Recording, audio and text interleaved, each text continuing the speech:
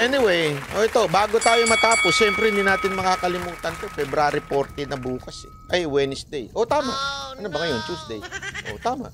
February 14 na bukas, kaya pag-usapan natin to. Kasi alam mo, dito nakasalalay ang ekonomiya ng Pilipinas. Napaka-importante nitong Valentine. Malaking bagay ang magagawa nitong Valentine na ito sa ekonomiya ng Pilipinas. Maniwala ko kayo. Halimbawa, ito. Kinumpirma mismo ng celebrity couple na sina Bea Alonzo at Dominic Roque ang kanilang hiwalayan. Sa kanilang joint IG post, sinabi ni Bea... Ayan. Di ba? Dinay pa ng dinay. Maghiwalay din pala. Hindi ko maintindihan. Dinay sila ng delay na una. Hindi totoo yan. Hindi totoo. Tapos sige, maghihiwalay pala.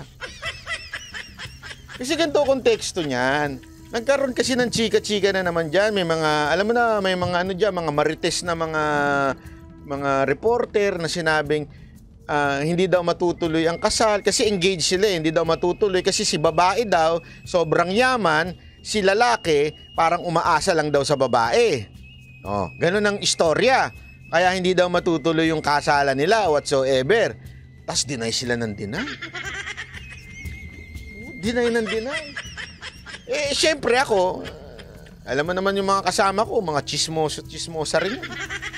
Palagi ko ba naman kasama yung mga guys? 2 oras kami magkakasama sa dressing room. Habang nagbibihis sila doon, nagkikwentuhan sila. Napapakinggan natin kung ano man pinagkikwentuhan nila. Hanggang narinig ko ito, na deny daw ng deny. Tapos, yung pala, maghihiwalay din. At Dom na pareho nilang napagdesisyonang tapusin ang kanilang engagement. Pag-amin nila, hindi ito naging madaling desisyon. Ginusto sana nilang magkaroon ng mas mahaba pang oras para pag-isipan at ipagdasal ang sitwasyon. Ayan, naghiwalay na daw sila pero pinag-isipan nila. Pero dito matindi. Ito, babanatan ko to. Itong part na to. Alam mo dahilan ba't sila naghiwalay?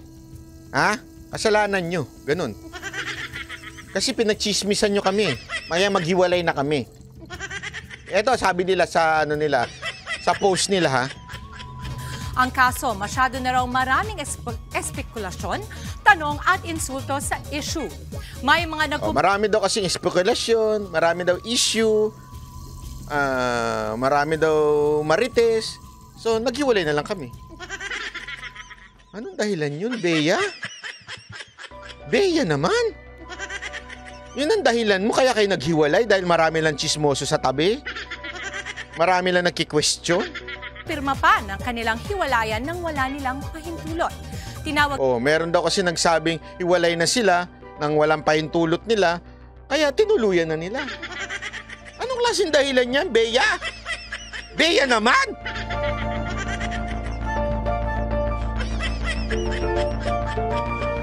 Tama ba dahilan yun? Hindi, maghiwalay na tayo. Bakit? Pinagchichismisan tayo eh. Di ba kung mahal mo isa't isa, ipaglalaban mo. Ipaglalaban mo. Di ba? Kung talaga nagmamahalan kayo, sabi nga, ang tunay na lalaki, wait lang. Ang tunay na lalaki, hindi matutulog yan ng hindi kayo nagbabate. I mean, nagbabate, yung nag-away, dagdas ng, di sabihin magkakasundo. Dumi ng isip nyo. Ibig sabihin, ang mga lalaki daw, kung talagang mahal ka niyan, hindi niya pahihintulutan yung away ninyo na matutulog kayo na magkaaway. Pangit kasi yung term na nagbabate. Nagkakasundo, yun. Ibig sabihin, nagkakaarigluhan. Yan.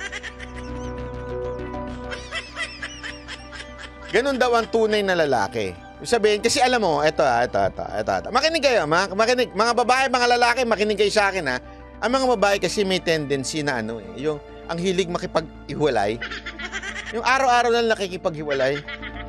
Pag talaga mahal ka daw ng lalaki, hindi makikipag-iwalay yan. O kahit baliktarin natin, kung yung lalaki naman ang nakikipag-iwalay, yung babae hindi papayag kung talaga mahal na mahal siya. Tama, mali. Ganun, kaya nga ako nagtataka, ang dahilan nila dito dahil may chismis daw, dami nagtatanong, ang daming, kaya sila naghiwalay.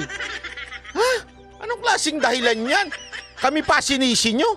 Din nila Bea at Dominic na extremely painful yet united decision ang kanilang hiwalayan. Hiling lang nila ngayon mabigyan sila ng privacy sa kanilang pinagdaraanan. Last year lang na ma-engage ang dalawa at dapat sana'y ikakasal na ngayong taon. Huwag nyo na kaming gamiting rason para sabihin nyo naghiwalay kayo. Hinabol nyo pa talaga yung February 14. Oh. Sus. Diba? Kasalanan ng mga marites kaya daw sila naghiwalay. Labo nyo. Ay, naku. Ewan ko ba? Bakit mga ganito mga ano ngayon, mga celebrity couple? Couple.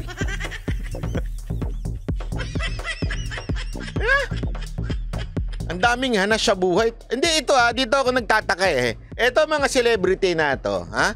Kaya ako, binabanatan ko to mga celebrity, puro kayo ka-OA yan sa buhay nyo eh. Pag kayo magkakajowa, post kayo ng post, jowa na kami, lahat ng vlog, ginawa nyo na, engaged na kami, vlog na kami, tapos nagkahiwalay kayo, we need privacy. Pagkatapos nyo i-public yung relationship nyo, hihirit kayo ngayon pag naghiwalay kayo, we need privacy. Ginusto nyo yan. Kung ayaw ninyo maging public pala yung relationship nyo, itigil nyo yung pagiging mushi-mushihano ninyo dyan sa social media. Huwag nyo i-public. Tapos, pag kahit maghiwalay kayo, walang pakialam ang tao. Diba? Pakitas yung, ito nagmamahalan kami, ito, engagement ring. Tapos biglang, nung naghiwalay kayo, please respect our privacy. Gunggong! Hindi, alam nyo kaya mga kababayan, wag nyo wag ninyong ipopost yung jowa ninyo. Bakit?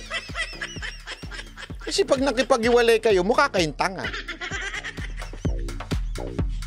Iniwan! Ano lang dapat? Kalma lang. Kalma. Baby, kalma. Huwag mo naman akong bigyan ng dahilan para tabihan ka. Kalma. Hindi, alam mo kaya nga sabi ko nga sa inyo, yung mga ang mahilig mag-post ng jowa nila sa Facebook, insecure yan eh.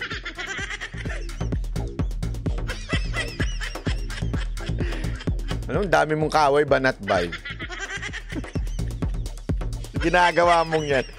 Hindi yung mga mahihilig mag-post. Insecure yan, kaya ganyan yan. Kasi pinagmamalaki nila na meron na akong jowa, meron akong security dito sa tao na. Alam mo, kung secure ka sa tao na, hindi mo kailangan i-post. Kasi yung iba kaya pinopost para wala nang aagaw sa jowa nila. Wala nang, alam mo yun, wala nang magmamine. Kaya nila pinopost para malaman ng kasi nga, hindi kasi kayo secure. Kung may tiwala kayo sa jowa nyo na hindi man bababae yan o hindi man lalaki yan, hindi nyo na kailangan i-post. Kaya nyo pinopost kasi gusto nyong ipakita yung gusto nyong umihi sa pader. Umihi sa pader. Ang gulo mo, banat bay! Ganun ang aso eh. Umiihi sa pader. Bakit to? Yung mga lalaking aso, di ba? Taas ng taas sa paa, lahat na lang iniihian. O anong tawag dun eh? Parang territorial sila. Ganun ang ginagawa ninyo pag pinost nyo sa Facebook ang mga jowa ninyo. Territorial ang tinatawag dyan. Akin to. Akin. Walang aagaw. Ha? Wag kayang kakabit. Pero akala ninyo, hindi, ito lang sorry. Akala nyo yung mga kabit, matetreten sa pag-ano ninyo, magugulas na naman ako.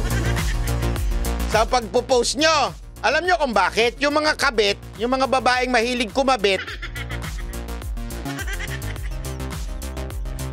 gustong-gusto nila yung may jowa. Nacha-challenge sila. Aagawin ko to. Ganun sila. May kilala akong ganyan eh. Hindi ko lang sasabihin ko sino, pero may kilala akong ganyan. Nacha-challenge siya pag yung lalaki may jowa. Bas gusto niyang agawin pag may jowa. Pag walang jowa, nawawalan siya ng challenge. Ganun yung mga ugaling kabit. Walang biro. Kaya nga, sa mga babae, wag nyo na i-post yung jowa nyo. Wala nang kinaugnayan to kay Bea at saka dun sa, ano niya, boyfriend niya, ha? Nililinaw ko lang. Baka mamaya sabihin nila, anong kabit? Sinong kabit? Wala namang kabit yun. Hindi. Wala kinaugnayan to kay Bea. Sabi nga, kahit anong post mo dyan, pag ang lalaki, babaero talaga yan. Okay? Pero, kahit hindi nyo i-post, kung ang lalaki tulad ko, tapat talaga to. Loyal, mapagmahal, todo bigay. Yummy pa. Sorry naman. Mapapasana all ka talaga. Anyway, nagbobula na po tayo. Maraming salamat po sa inyo, ha. Thank you very much. Ako po si Banat Bay. Sana po medyo nag-enjoy kayo. Oy, by the... Ay, di pala tayo tapos! Sandali! Hindi ko palalagpasin to, si Maharlika. Sandali. Hindi ko palalagpasin to, si Maharlika. Pag-usapan natin. Wait lang. Huwag kayo alis. Ay, nako.